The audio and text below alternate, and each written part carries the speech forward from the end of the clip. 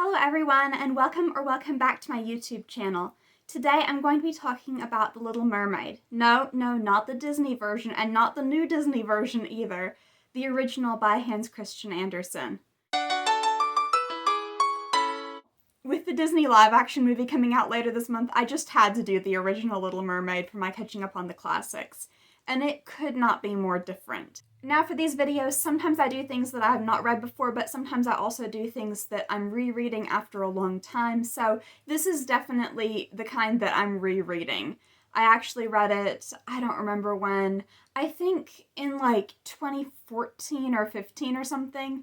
In any case, it's been a while, but I am familiar with the story, and yeah, it's super different from anything that Disney did, and as of when I'm filming this, and I think as of when I end up posting it as well, it'll still be before the live-action movie has come out, so I can't really comment on differences or similarities between Hans Christian Andersen's version and that one, but I certainly can talk about the differences it has from the Disney animated movie, which is what the live-action is going to be, I'm assuming, primarily based on, so it's a very, very different story.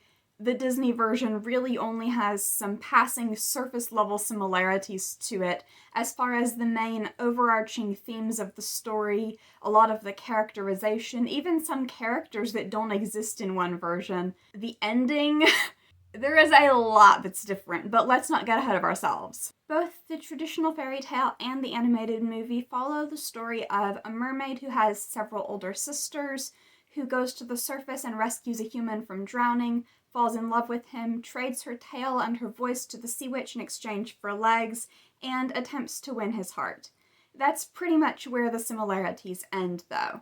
First of all, the sea witch is a much more despicable villain in the Disney version than in the original. In the original, she's not positive or likable, but she really isn't that important. She just makes a deal with the mermaid and then later on with the mermaid's sisters. She doesn't actively try to hurt the main characters, she just isn't as helpful as maybe she could be, and she makes a deal with the mermaid that ultimately doesn't end up working out very well. In the Disney version, on the other hand, Ursula definitely has a vendetta against Ariel's family and is using her to get to her father. She also actively tries to sabotage her attempts to win Prince Eric's heart, which is something that the original Sea Witch didn't do at all. In the Disney version, there's this whole sequence of events where she takes on a human form and tries to convince Eric, using Ariel's voice and her singing, that she's the one who saved him. However, in the original, it was actually a totally normal human woman who really was the one who took care of him when he washed up on shore, but obviously was not the one who pulled him out of the ocean. That was the mermaid's doing.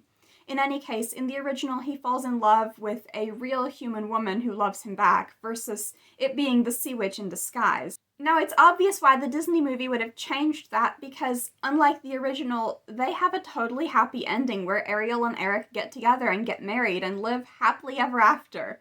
In the original, the prince never really notices that the mermaid is in love with him, and goes on to marry his human fiancé, who's just, again, totally normal and human, and the only thing wrong with her is that she's not really the one who saved him. And as for the mermaid's fate in the original, that's actually a really interesting and complex question that I can't get into without explaining the overt religious themes and symbolism of the original. What, you might be thinking? Religious themes and symbolism in a fairy tale? Really? Yeah, and that actually wasn't that unusual for Hans Christian Andersen's fairy tales. There are several that involve very obvious religious ideas, specifically Christian ideas. This one, I would argue, is a little bit more subtle about it than The Little Match Girl or The Red Shoes, but that's a low bar. It's still really blatant and obvious. In the original Little Mermaid, it's specifically said that only humans have immortal souls, and therefore only humans experience any kind of afterlife. Mermaids simply cease to exist when they die. Their bodies turn into sea foam, and they don't have souls that go anywhere. The protagonist of The Little Mermaid falls in love with a human prince and genuinely wants to be with him, but she also has another motive. She wants to go to heaven, and only by becoming human does she have a chance to do that. So in the end, she loses out on the prince, but she's transformed into this sort of air spirit, and by doing good deeds for 300 years, she can go to heaven. She doesn't get the guy, but she does get this bigger thing that she wanted, that getting together with the prince was a stepping stone to. However, I've read that the original ending to The Little Mermaid was that she would just turn to sea foam and cease to exist.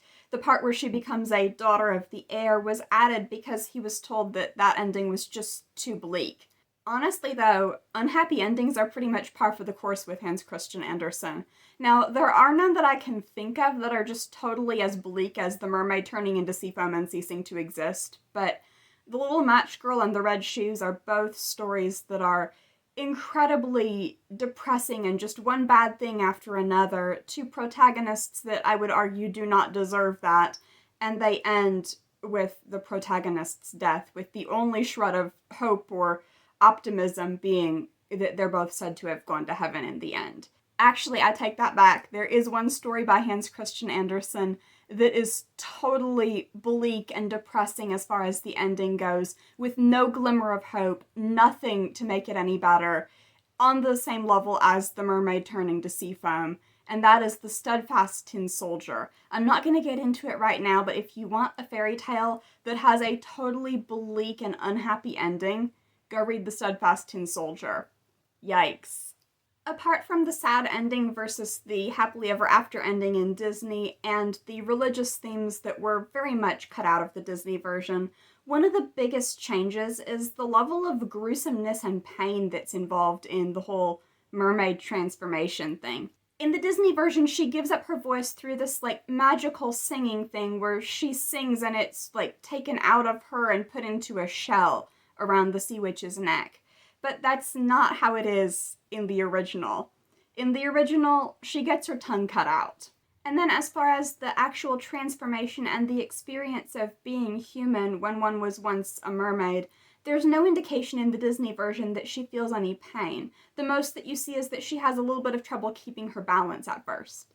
However, in the original, when she's actually being transformed, it's described as feeling like someone is cutting her tail in half with a sword. And then as she's walking around on land, it's said that her feet feel like knives are stabbing them.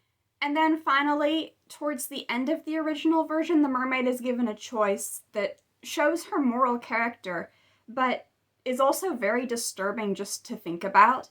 And I think it's pretty obvious the reason that the Disney version chose to leave it out. When she made the deal with the sea witch, the mermaid was told that if she could get the prince to marry her, she would stay human forever as his wife.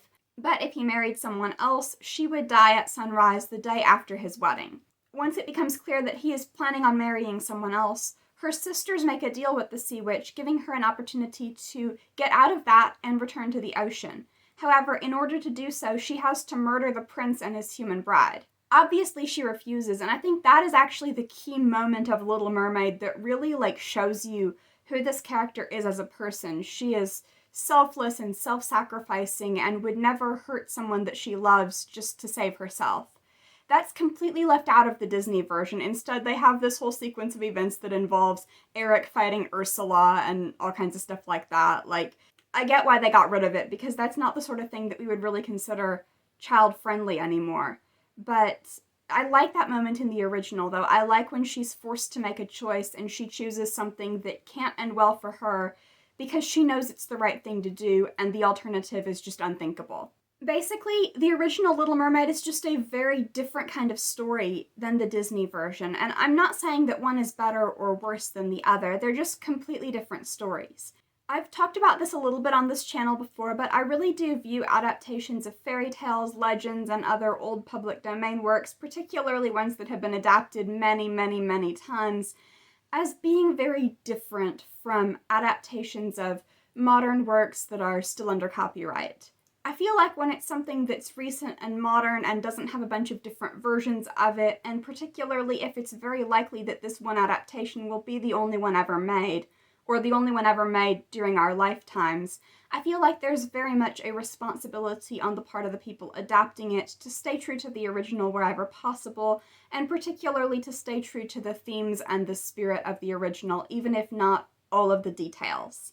However, with these older works that have been adapted so many times, it's just different retellings of the same story, and In the same way that, like, there are a million different versions of Cinderella from all around the world, and they all involve stepsisters and the unwanted, mistreated stepchild who gets the guy, usually with the help of a magical helper, and lives happily ever after. Like, there's that basic kind of framework to it, but the different ways in which we tell that story reveal something about the time period we're living in, the things that we value, the things that we think make a good story, and therefore versions from different cultures around the world and versions from different time periods, even in the same place, are often very different from each other.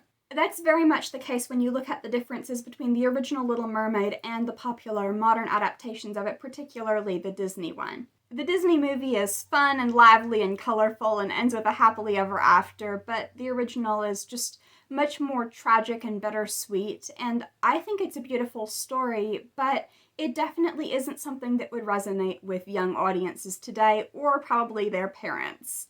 So really, in every way, other than the very basic bare bones of the premise, they're entirely different stories, and I think that that's interesting. I was a little bit disappointed the first time that I found out what the original Little Mermaid was like, because I grew up watching the Disney movie and I have very fond memories of that. But with, some time to come to terms with it and revisiting it again now, I think that it's a beautiful story. I don't know that I would want there to be an animated kids movie based on it, and I'm glad that I didn't encounter the original version of it when I was a young child. I think it's a beautiful story, though, just on its own, if you don't think of it as the story of Ariel from the Disney movie. Anyway, that's all for now. Last month I posted one video a week because I was working on a Camp NaNoWriMo project at the same time, but this month I'm going to do my best to get back to 2 videos a week.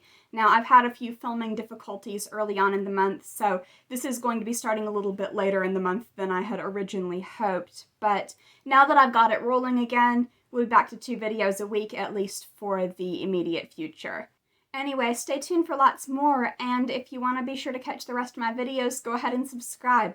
I post new videos typically on Mondays and Thursdays.